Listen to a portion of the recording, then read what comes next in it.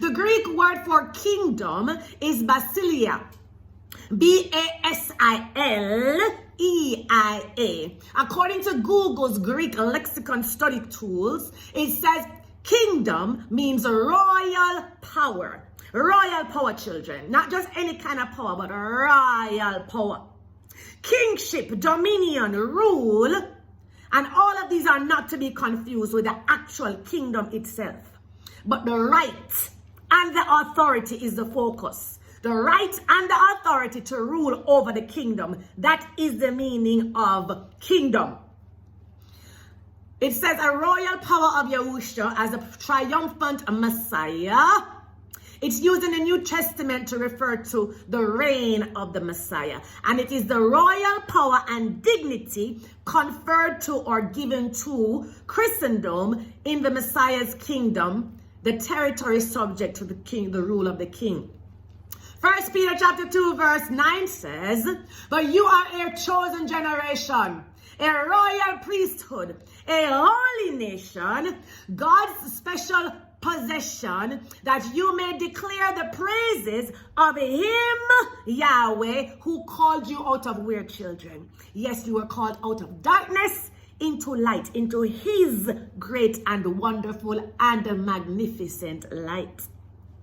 Yahushua was not just pulling straws out of thin air or speculating or giving empty promises, children. No, he was not. He was giving us tangible tools and information to work with. Pearls and gems, vital information, the deeper revelations in the form of parables. Why is this, children? Why is it encoded and concealed? Why is it in the form of a parable where you just can't automatically understand what it is saying? Because he can't afford to cast his pearls amongst the swine. No, they won't know how to value and appreciate it. All they are programmed to do is, yes, I said programmed. They are programmed to trample upon it. Humanity today has been blinded and programmed as well to reject the good things and to cleave to the bad. The things that benefit them, they push them away. And the things that edify and build them up, they have little or no passion or interest for it. They are apathetic and impassive. So let's look at a pearl for a moment. A pearl is something that is rare and fine, admirable and valuable. Matthew chapter 13 verse 44 says, "The kingdom of heaven is like a treasure hidden in the field.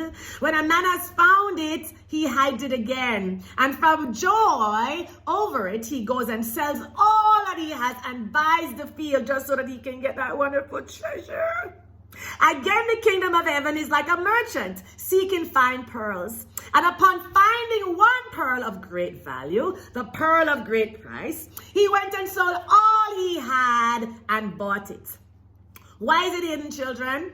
Because it is a treasure. It is priceless and precious and must be guarded and hidden. Facts. Most gems are formed from heat and pressure over many years. However, a pearl is made as a result of irritants from an invader. According to the Bing definition, a pearl is formed when an irritant, such as a piece of food or a bit of food, a grain of sand or bacteria, or even a piece of mollusk's mantle, becomes trapped in the mollusk. What is a mollusk, children? A mollusk is an animal without a spine and invertebra, usually containing a shell and living mostly in water. So it's like a clam, right? As a defense mechanism to protect itself, the mollusk secretes the substance aragonite, which is a mineral, and conchiolin, which is a protein, that are the same substances it secretes to form its shell. So the same substances that come together to form its shell on the outside is the same substance that it secretes over this grain of sand or this morsel of food or whatever it is that's invading their little clamshell that's trying to come in. They start coating it over and over and over again with this substance, right? Layer and layer and layer. This process takes anywhere from 6 months to 6 years. So it's a very, very, very long process of coating its invader, right? And this is how the pearl, the beautiful pearl, is formed. Proverbs chapter 25 verse 2 says, it is the glory of Yahweh to conceal a matter, children, and the glory of kings to what? Reveal it. Yes. Yahweh hides gifts.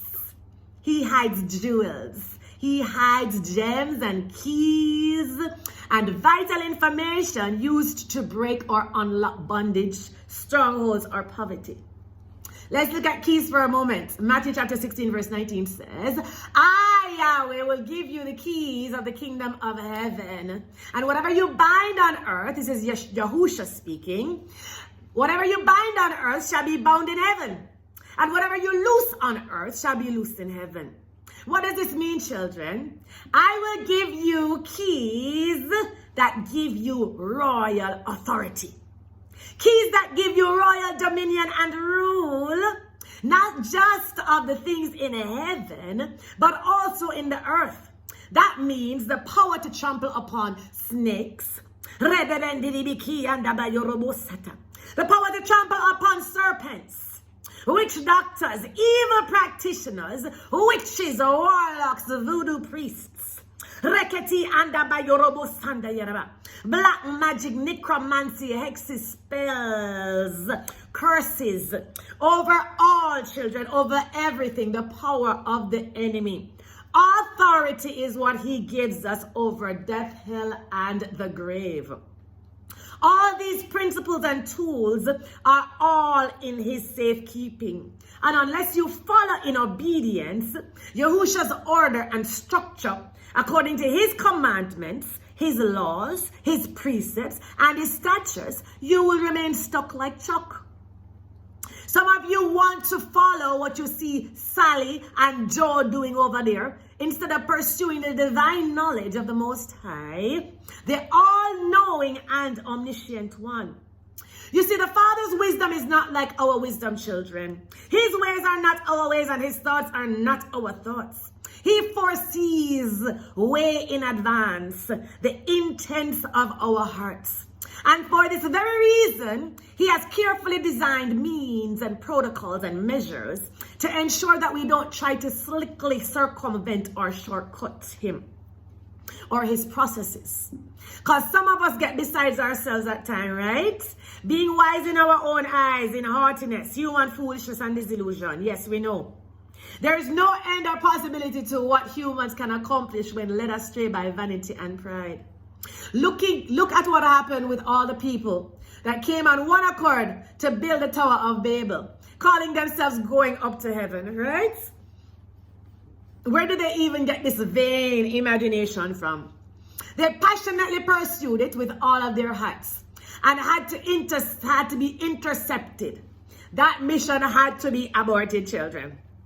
Their language had to be confused so that they could no longer continue the evil intents of their hearts, this diabolic mission. What would have happened if instead they wholeheartedly, relentlessly pursued the kingdom of God in the same manner? Now the terminology is kingdom of heaven and kingdom of God.